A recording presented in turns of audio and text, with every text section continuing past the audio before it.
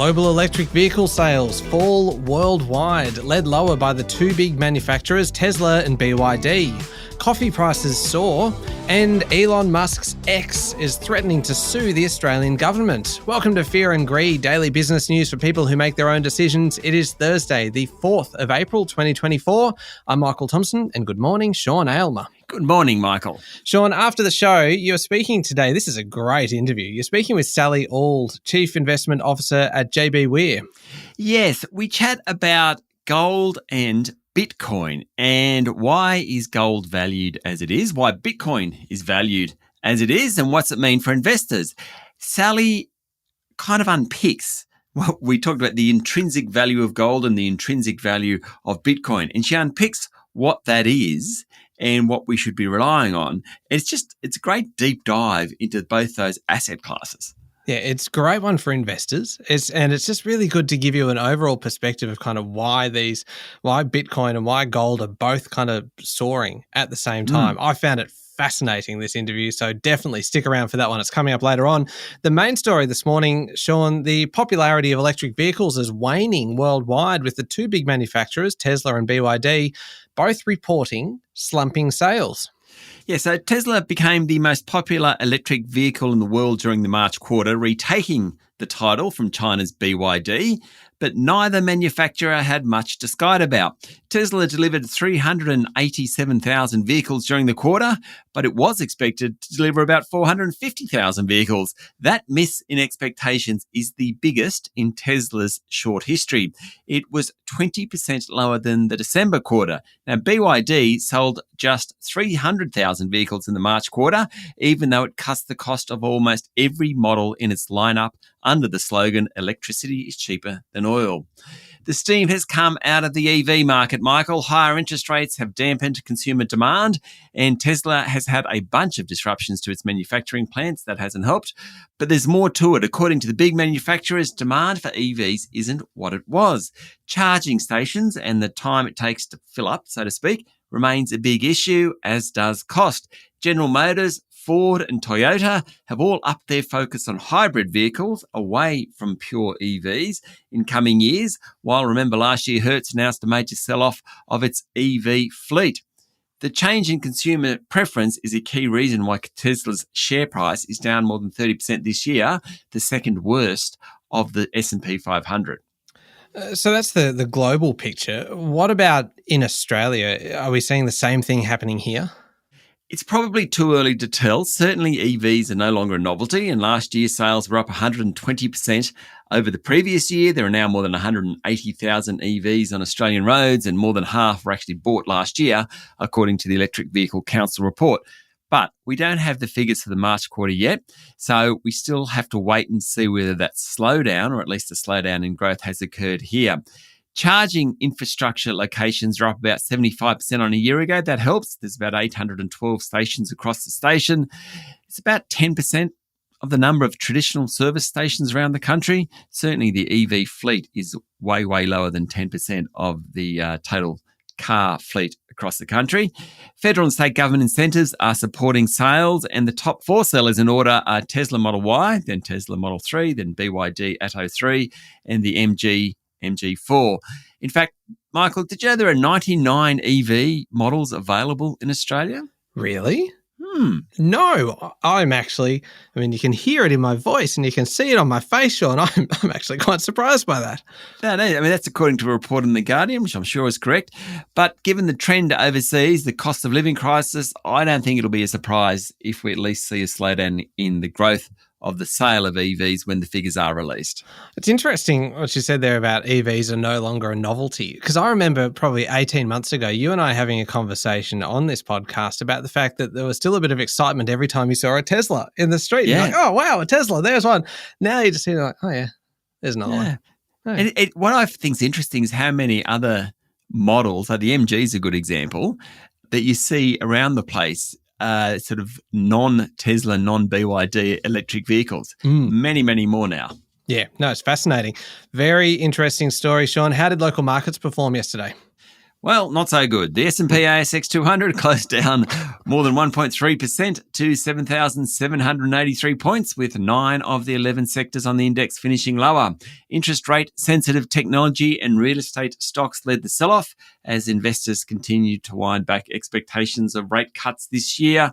Mind you, the tumble did come on the back of the record level the bourse reached on Tuesday. Yesterday was actually the biggest one-day fall in 3 weeks. Michael, I think it's fair to say it was a sea of red. We haven't had that for a long time. Yeah. It's just, even on days where it's been kind of mostly down, you haven't busted out the sea of red for quite some time. I think it was about 75% of the top 200 went backwards. That's a sea of red, sure. That passes the C threshold, yes. Yes, I think so. All the banks were sold off, with Commonwealth Bank finishing down nearly 2%. The big miners, BHP, Fortescue and Rio, actually outperformed the market. Rio, in fact, finished higher. Goodman Group was off 2.6%. Westfield owner Centre Group fell 3.6%. Wesfarmers fell 1.8%. But it was really the tech sector that suffered most. Xero tumbled nearly 6%. WiseTech Global 5%. REA down 4%.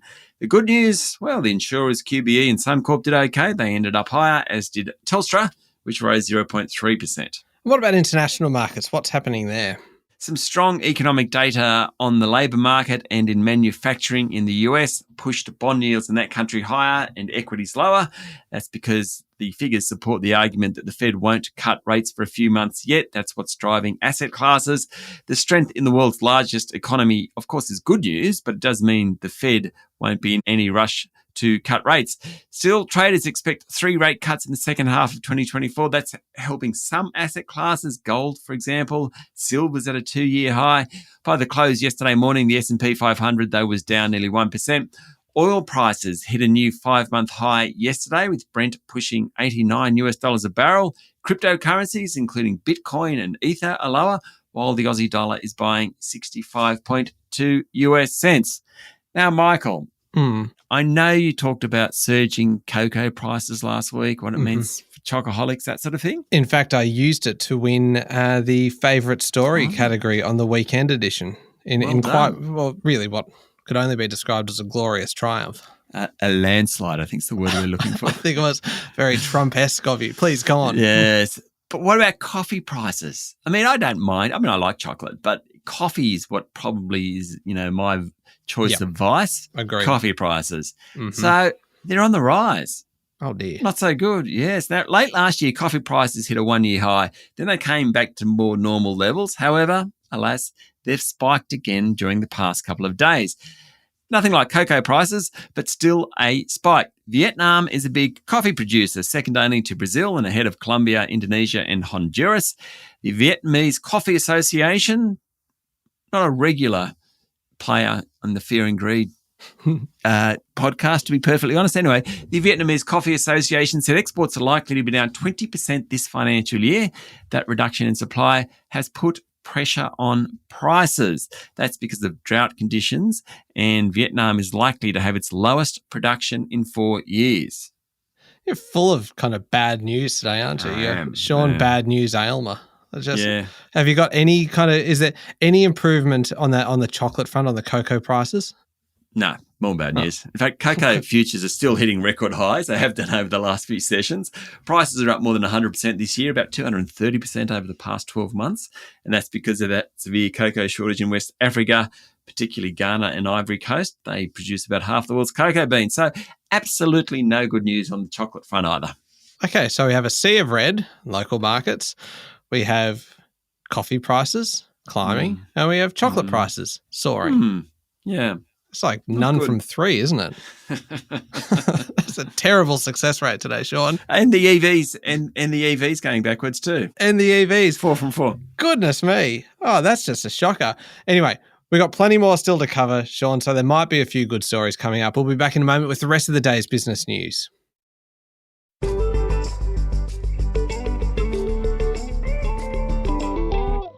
Sean, Samantha Mostyn will become the second woman to serve as Governor-General of Australia. This is good news. It is a good news story. The Prime Minister, Anthony Albanese, appointed Ms Mostyn as the 28th Governor-General, saying she'll bring valuable new insights and experience to the role. Mostyn is the daughter of an army officer who grew up in Canberra. She's a lawyer by training. She's worked for Reconciliation Australia, Beyond Blue, the Australian Council for the Arts, the National Mental Health Commission, and for over a decade, the AFL, where, as a member of the AFL Commission, she was the first woman appointed as a commissioner. She's an advocate for gender equity and currently president of Chief Executive Women. Sam Mostyn is an incredibly impressive individual. She said yesterday she's deeply honoured and looks forward to representing the values, hopes and aspirations of all Australians. She'll take on the role in July, replacing David Hurley. Now, Sean, Prime Minister Anthony Albanese said he expressed anger and concern in his call to Israeli Prime Minister Benjamin Netanyahu over the death of Australian aid worker Zomi Frankham. Ms Frankham was one of 7 aid workers with World Central Kitchen who were killed in an Israeli airstrike in the Gaza Strip on Tuesday. Mr Albanese yesterday said her death was completely unacceptable, and he'd emphasised to his Israeli counterpart the need for full accountability and transparency. The Israeli Prime Minister said the killings were unintentional and that Israel would do everything so that this doesn't happen again. Sean, this next story is one that's been going on for quite some time, but there are more developments constantly in it, and it's getting really, really strange. Network 7 allegedly reimbursed Bruce Lerman for the cost of, quote, illicit drugs and prostitutes, and covered other perks, including more than $10,000 for Thai massages, over $110,000 for accommodation, and flights to Tasmania to play golf. This is all based on claims by a former 7 producer.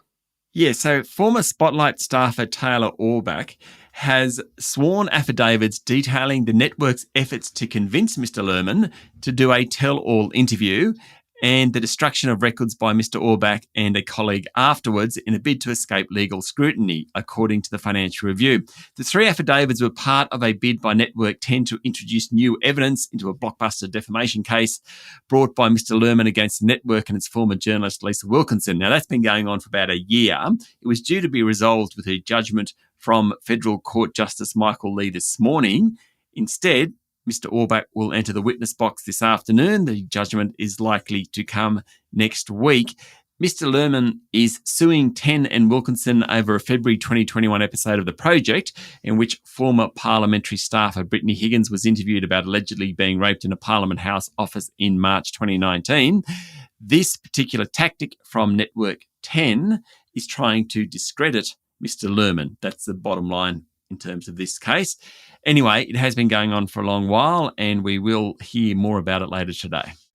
Now, this next one is one I mentioned at the top of the show, Sean. Elon Musk's social media platform X is threatening to sue the Australian government after it was hit with an $800,000 fine over a post making disparaging comments about transgender activist Teddy Cook, declaring it will, quote, protect its users' right to free speech.